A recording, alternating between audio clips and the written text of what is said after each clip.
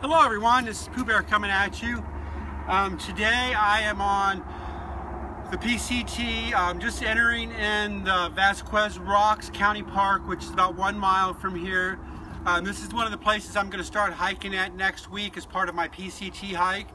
I've decided that, I'm not a Puritan hiker, with the exception of I want to get the whole hike done in 1 year, specifically 5 to 6 months. You get terms when you're hiking on the AT, whether you're flip-flopping, your nobos or sobos, whether you're going northbound or southbound.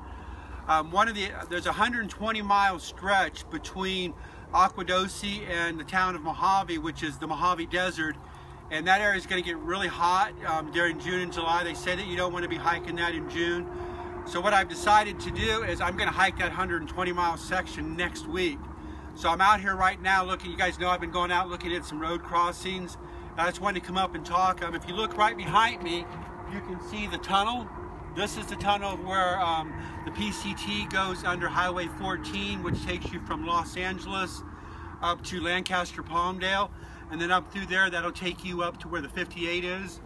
Again, the desert itself is a trail going around. It's not going to be really hard. It's about 120 miles. Again, I told you before, I'm just kind of out right now getting my trail legs back, carrying my backpack. One of the other things I wanted to do today, this is something that I've never done on one of my videos before, but we've talked about. I really want to promote neurofibromatosis and what it is. So what I want to do, and again, this is making me really uncomfortable, but I'm going to do this because this is all part of it. I want everybody to see how NF affects people differently.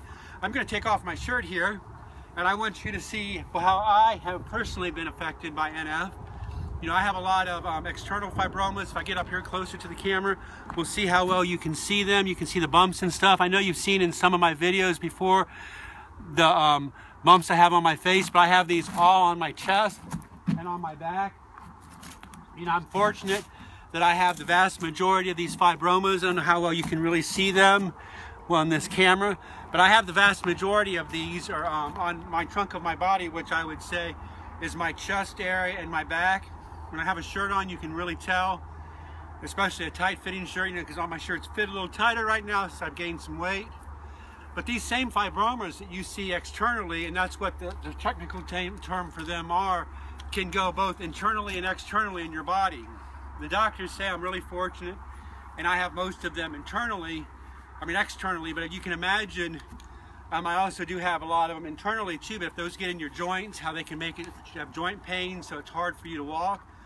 There's people that get them in their eyes and it causes them to go blind. I do have what's called some nodules on my eyes, and I don't think you can really see them too well on here, but you can see, I have some of them right here. I've literally had hundreds of them taken off, maybe in the last 5 years, probably close to 1,000 of them removed, both surgically, and then of course I've removed some of my own. We won't talk about how I did that, but I got rid of some of myself because I just want to try some other methods. But you can imagine, even growing up as a kid, let's see if you can see some more of these on my neck back here behind my ears that I have. I was tormented a lot by kids when I was growing up, and of course that made me feel like I was an outcast. And I know a lot of you out there that have NF feel the same way with this. But one of the reasons I want to do this hike and I want to talk about this is that just because somebody tormented you, that's about them, that's not about you. And we all have to work to get over it. There's many days I still don't feel like I belong. I feel like I'm an outcast.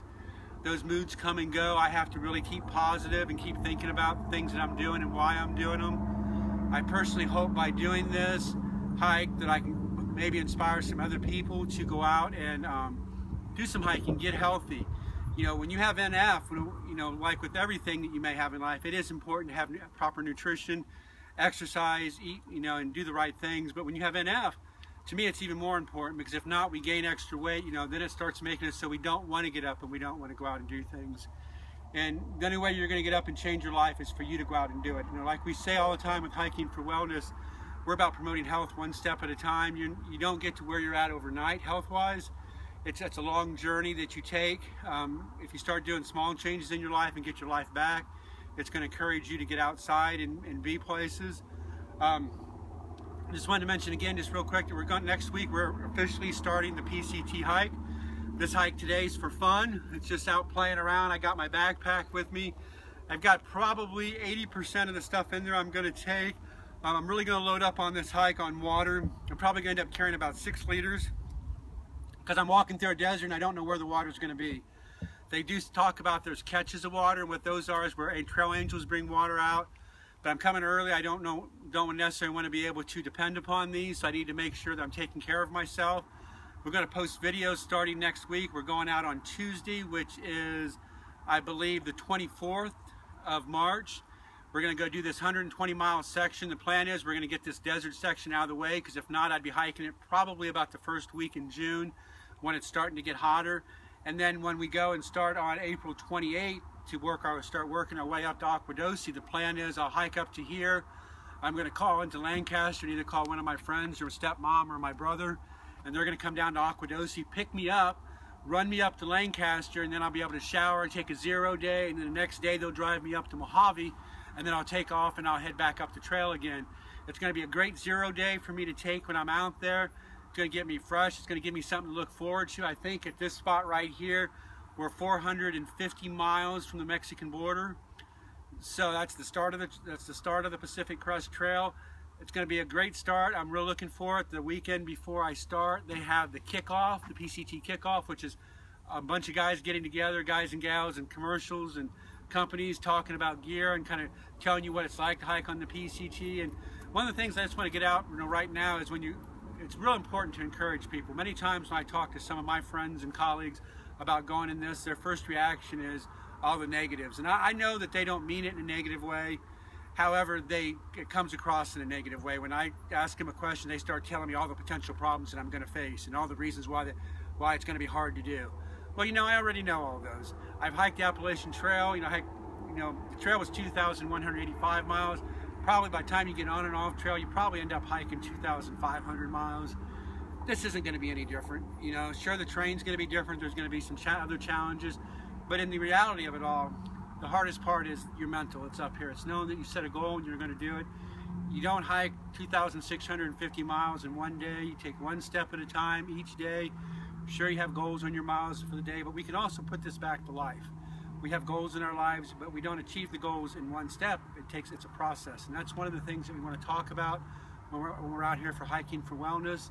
I want guys to encourage us to start watching, keep watching the videos. I'm going to do some more videos in the next couple weeks on the food that we're using, the gear that we have, our backpack. All these videos hopefully will be helpful to other people when they're out there on the trail. And with that, I'm going to let you guys go for today. I love you all out there. Keep watching Hiking for Wellness, and we'll see you soon. Bye.